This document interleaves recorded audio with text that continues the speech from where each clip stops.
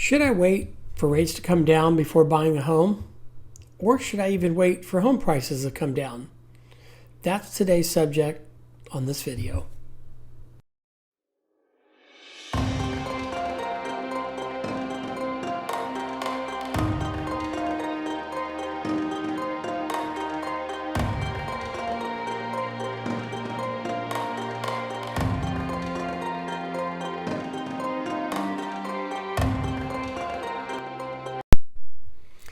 Hi, this is Nevin Williams. I'm a mortgage loan officer. My NMLS number is 69651. Thank you for joining my show today. What we're going to talk about is whether or not it's better to wait for rates to come down before buying a home. Now, I really think that this is a personal decision, and it really depends on what your needs are. If there's a family that really needs to be in a home for whatever reason, then a lot of times, despite the rate, buying a home sooner rather than later is going to be the best option for people who are in a situation where they can wait. Maybe they have a low rental payment. They're not in a hurry. Really, there's no pressure or reason for them to have to move into a home. Then it might just be better to wait for rates to come down to make it more affordable. However, there's one thing that a lot of people don't discuss, and that is the cost of homes. Now, nobody can guarantee what's going to happen with the cost of homes over the next 6 months, 12 months, 2 years, 5 years. But if you look at historical data, you'll see that over the last 60 years, home prices have continued to rise. Now, there has been about 8 or 9 times during the last 60 years where home values have dropped. And in most of those cases, the home values recovered within 24 months. One of the exceptions to that was a 2008 housing crisis, where in some areas it took 6 to 7 years for home prices to recover. So there's no magic formula, there's no guaranteed time frame that homes will recover if you do see home prices dip. But if you take a step back and you look at the long game, you look over decades, you'll see that most of the time the recovery happens in a relatively short period of time. Okay, so the assumption is that Horace home buyer is purchasing a home for $425,000. He put $25,000 down. He's borrowing $400,000 at a hypothetical rate of 7% with an APR of 7.2. I'm required to disclose that whenever we talk about rates. That's supposed to basically, APR is telling you what the fees are for that loan. But Horace decided to keep this house for 5 years. So for 5 years, he's been making payments, and he has paid his principal down by $23,474. So his current balance is $376,526.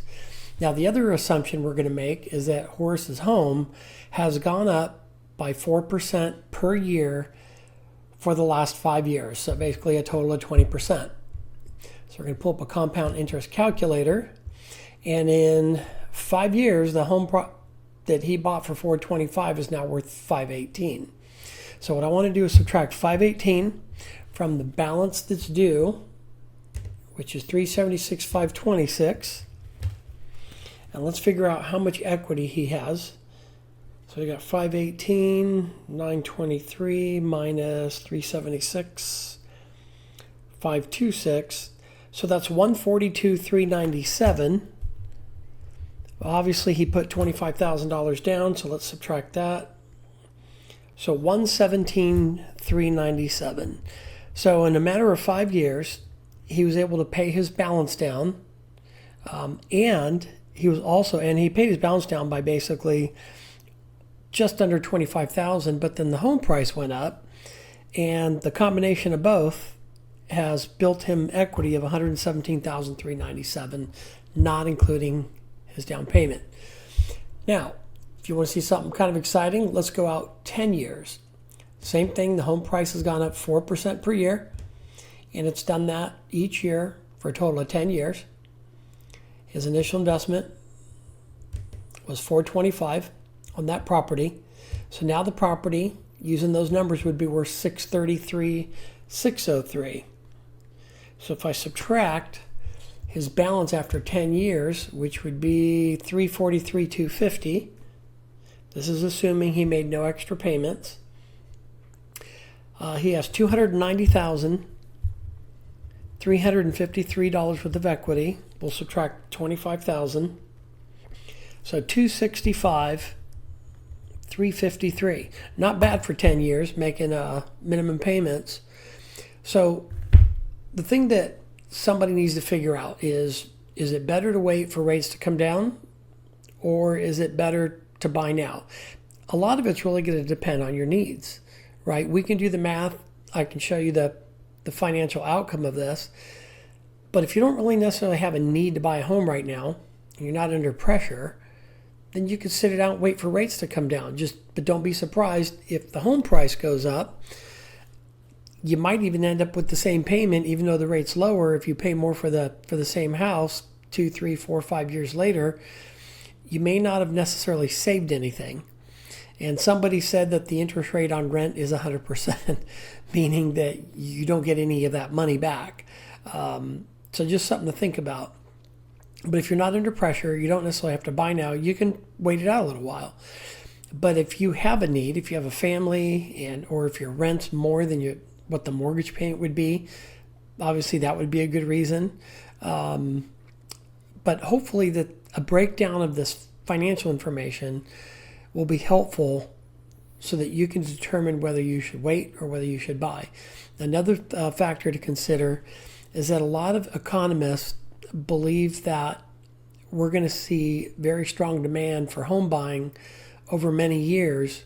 And the reason why is the millennial generation is the largest generation in U.S. history, and most of them have hit or are nearing first-time home buyer age, which, by the way, that's 34.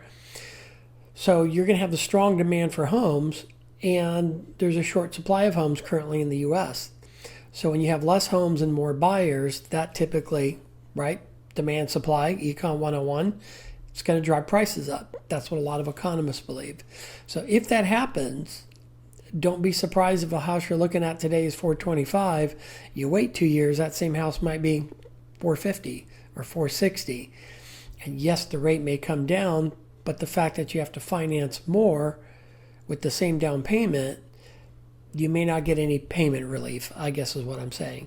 So just think about that, weigh that out when you're trying to make a decision as whether to buy or to wait. If you have any questions, you can leave comments below, or you can always reach out to me. Thanks for your time.